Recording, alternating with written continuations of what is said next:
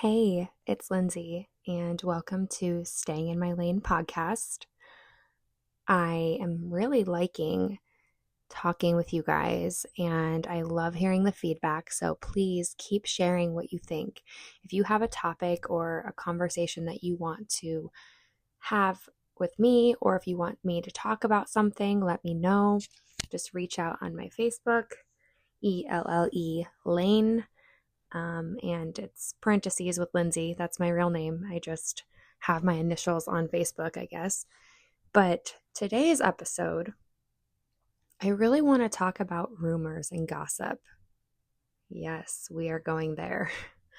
So, I guess what are rumors? Rumors are unverified stories, and gossip is spreading those unconfirmed, unverified stories, which both can be harmful and lead to a lot of negative consequences, not only for the person spreading it, but for the person that it's about. And I'm sure that all of us can relate to having a rumor spread about us or hearing gossip or even being the one to do it, right? Rumors and gossip are just really messy. Rumors that are spread without a reliable source can be like the game of telephone where it changes with every person that talks about it. And gossip is sharing personal details about someone else to shock or embarrass them. And that can be really damaging to someone, right? I've been a victim of rumors and gossip. I have heard so many rumors about myself. And, sometimes you just have to laugh. But a lot of it can be really hurtful. It can cause mental health issues by when we are the subject of a rumor, it can cause us anxiety and low self-esteem. It can cause us to feel like shit. It can cause us to lose friends or have damaged relationships. It can strain those friendships and relationships with our family. And it can also spread a lot of misinformation. Rumors can lead to a lot of damage in relationships and self-worth. And it's just really not okay, right? I have fallen victim to being the gossiper and also having gossip spread about me. I've outgrown the gossiper stage. I feel like that was more me in high school and younger years of being a young adult and knowing what that feels like and going through hard experiences has really made me not want to participate. I think that it's important that if it's not said in front of the person that it's about, then you just don't say it. One of my rules for myself is that if I say it about someone, I've already said it to them. And I'm a really honest friend. A lot of my friends know that. I don't sugarcoat anything. I don't filter anything. I feel that honesty is the best policy. And if someone's gossiping with you, they're gossiping about you. So it's really just not worth it. We all claim to hate it, but we all do it, right? Gossip is so tempting. And if it's so good, why do we want to deny engaging in it? I feel social media has made us so comfortable in discussing and judging other people's lives publicly that it's almost a normalized practice. I'm probably going to get a lot of hate for saying this, but that's okay. Our tendency to gossip, our tendency to create judgment, our tendency to create that drama says more about our state of our own heart than other people. First of all, what is the gossip?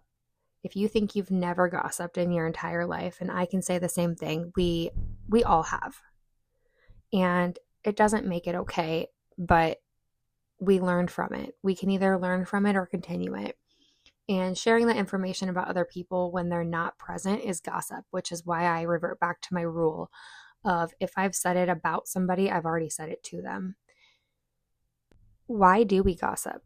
I actually researched this quite a bit, and I've read a lot of articles and I've watched a lot of videos, and it's said that two people who become best friends when they have that common enemy will not have a lasting friendship. When you have nothing else to offer or nothing else to bond over, and you bring in all those, juicy details of someone else's life into the conversation, it pretty much opens up the door for every person in that conversation to fall into the temptation of talking about that person. Understanding that gossip is really a fundamental human function. It's not always bad, but confident people, secure people, they don't gossip. When you hear a rumor about yourself, or when you hear a rumor about someone else, or when you participate in that gossip, it's showing that there's low self-esteem, there's low self-worth there. There's an insecurity in the person who is creating and spreading that gossip. People who talk about other people's lives and other people's sufferings are actually suffering from a low self-esteem and insecurity in themselves. So they draw that validation from other people to themselves and kind of get a pleasure out of other people's misery. And they share information about others who are not doing well in their lives to cover up their insecurities in their own lives, which is kind of validating that their lives are so much better than, when in reality they're not. So how do we resist that urge to gossip? One of my things that I've had to learn how to do is create a boundary, again, where I don't discuss other people if they're not in the room. If they're not sitting at my table, I'm not going to talk about it unless I've already talked to that person.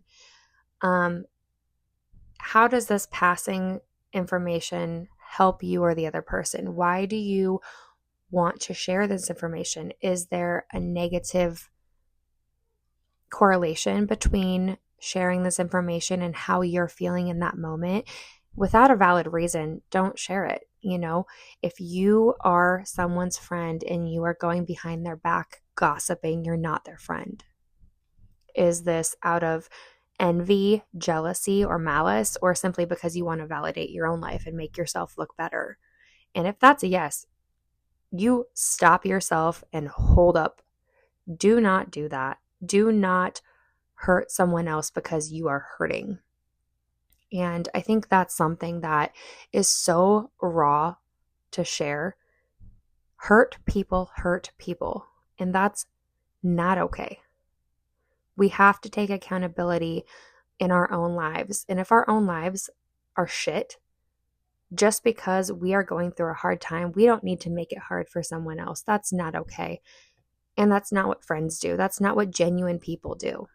My personal rule of not talking about someone unless they're at the table with me, well, I also follow another personal rule, and I encourage people to follow the same. Before sharing information about someone else's life, whether it's true or not, I ask myself, is it necessary?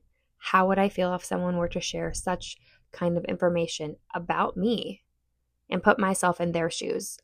Do I have something better to do right now? Can I discuss another topic? Or do I have something more positive to share?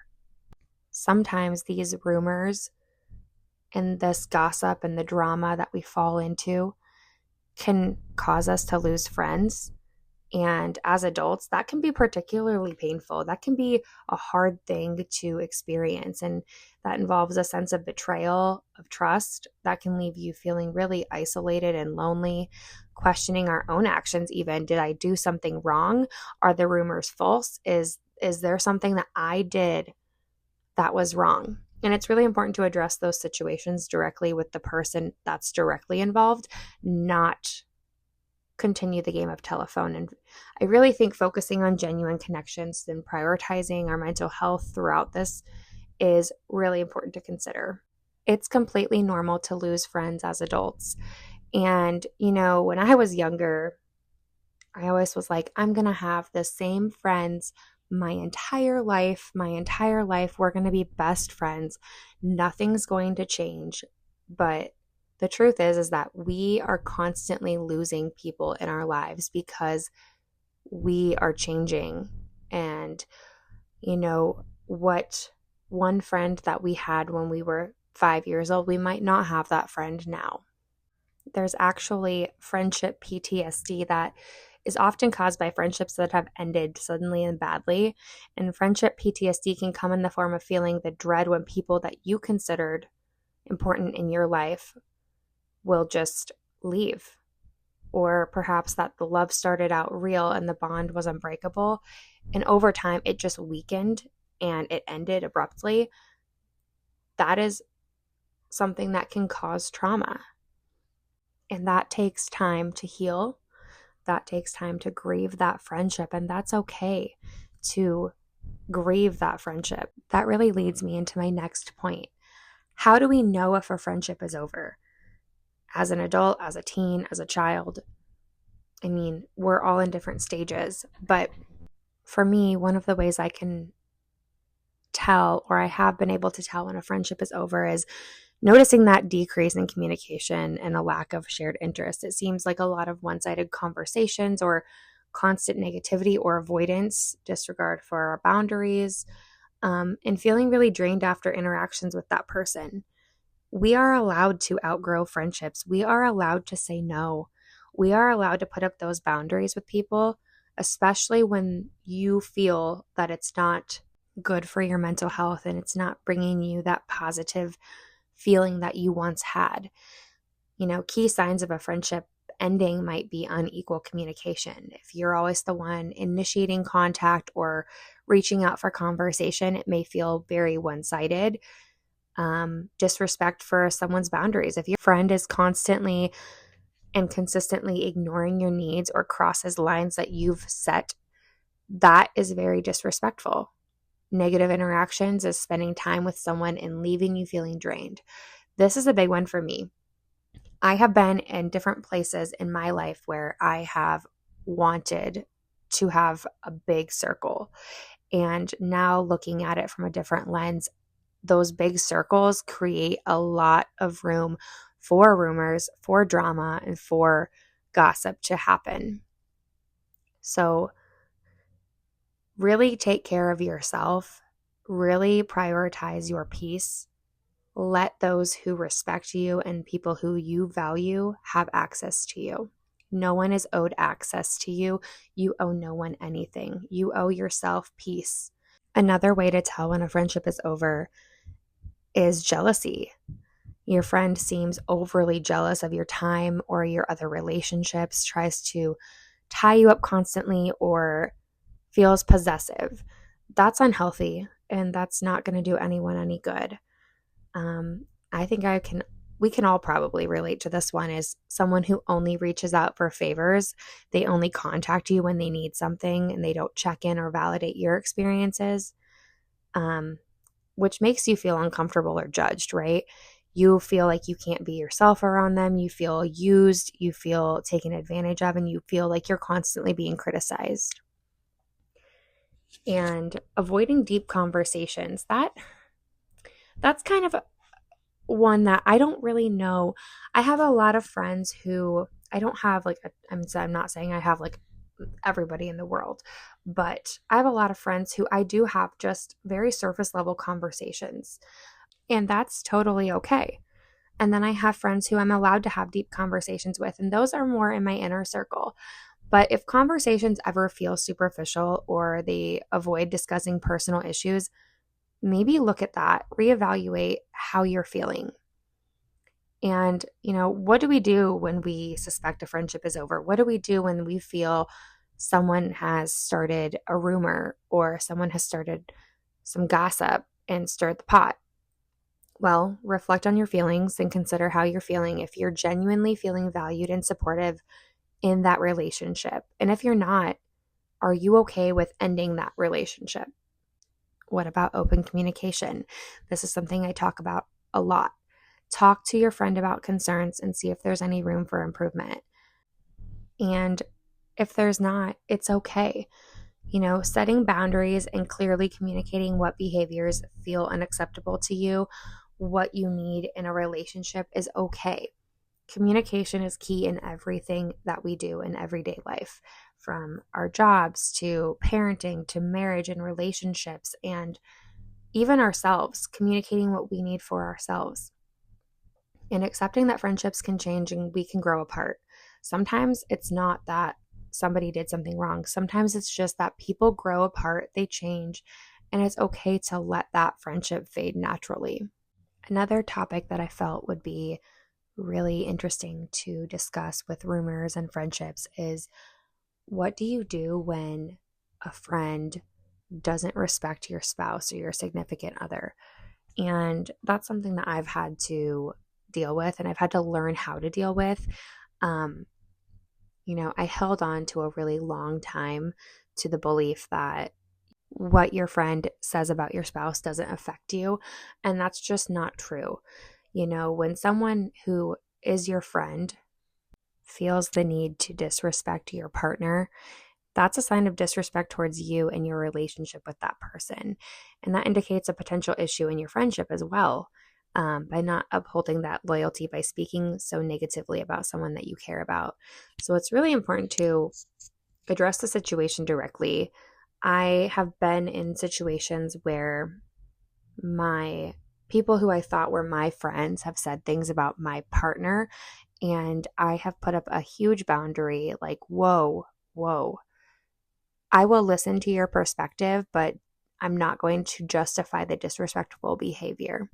And that goes back to having a strong relationship with your partner and creating a really solid foundation of honesty and open communication. So that way, you conflict resolution with your spouse or your partner and not to go talk shit to your friends about your partner, right? That is huge. And that is something that can cause a lot of problems if you do that. It can cause a lot of miscommunication and disrespect within your relationship. And one conversation that my husband and I've had that seems to be the basis for a lot of rumors and gossip and drama is the fact that men and women cannot be friends. They can't just be friends. And one rule in my relationship with my husband that we've both came together to talk about is that he does not have female friends and I do not have male friends. We talk about everything. We tell each other everything. There are no secrets in our relationship. And so respecting each other by, hey, someone added me on Facebook. I'm going to deny it because I don't feel like that's beneficial to our relationship or my life. Or, hey, this person talked to me today and I just wanted you to know because I respect you and I respect our relationship. And, that is something that people probably disagree with, and that's okay. It's what works for our relationship. We've both had previous marriages and where we were lied to and cheated on. And men and women may be able to be friends in certain situations, but with mutual respect and what we choose to do with our relationship, I just don't feel that men and women can be friends and maintain healthy relationships within themselves as a husband and wife. If a wife has a male friend and a husband has a female friend, that can create a lot of blurred lines and a lot of gray area as to where the boundaries are set and where the lines are drawn, So that kind of leads me back to my point that having those clear boundaries and having transparency in your relationship is really important, because that is how rumors get started. That is how gossip ensues, and it can just transpire and unravel and be really messy for a lot of people. Again, this is what just works for us. And my husband and I both have been cheated on. We've both been lied to. So we together have both individually and together created that boundary of not having the opposite sex friends, because I'm going to be really honest in the fact that there have been a lot of really nasty rumors, and it seems like people want to break away good, solid relationships when someone else doesn't have that solid relationship, or they feel jealous or they feel hurt and they decide to go after someone who has a secured relationship and a solid relationship. That's really not okay. And that all goes back to the rumors, right? It's so easy to get caught up in what other people say or what other people think. And that's why you need clear boundaries in friendships and relationships. That's why You need to create friendships based on common interests and not common hate for other people. That's also why it's important to keep your relationships private, and you need to keep that communication open between the person that you are with and not gossiping about your problems with your friends, because those rumors really do get started from vulnerability and things that we go through. We're fighting with our spouse and we go to our friends and say, well, my spouse pissed me the fuck off. What does that do? Does that show your spouse respect? Does that benefit you in any way? Or does that create the opportunity for someone to take a rumor? Well, let me rephrase that.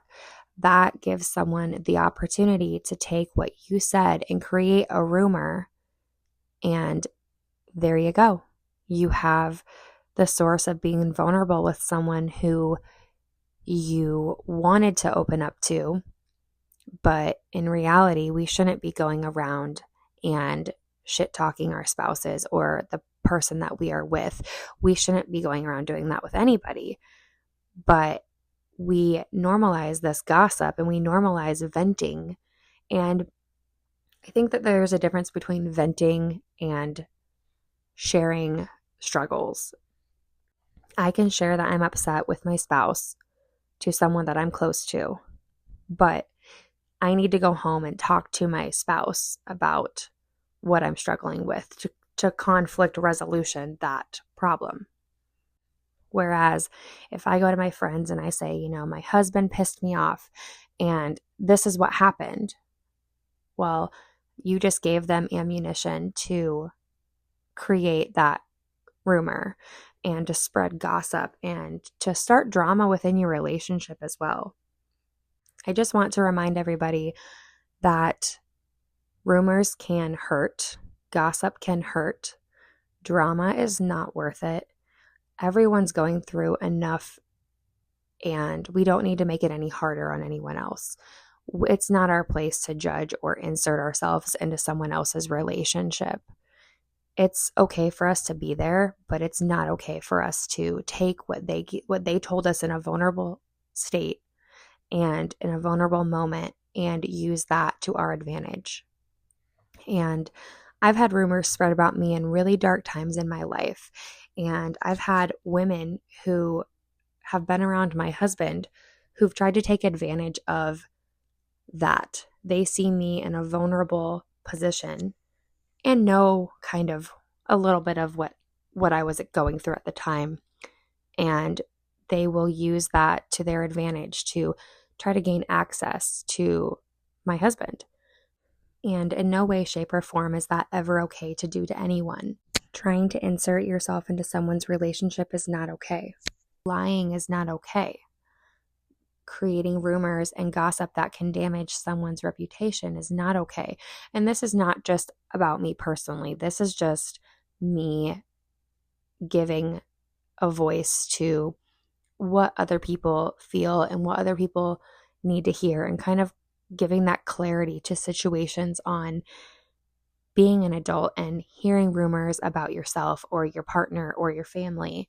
And what do we do to protect that? How do we prohibit that from happening?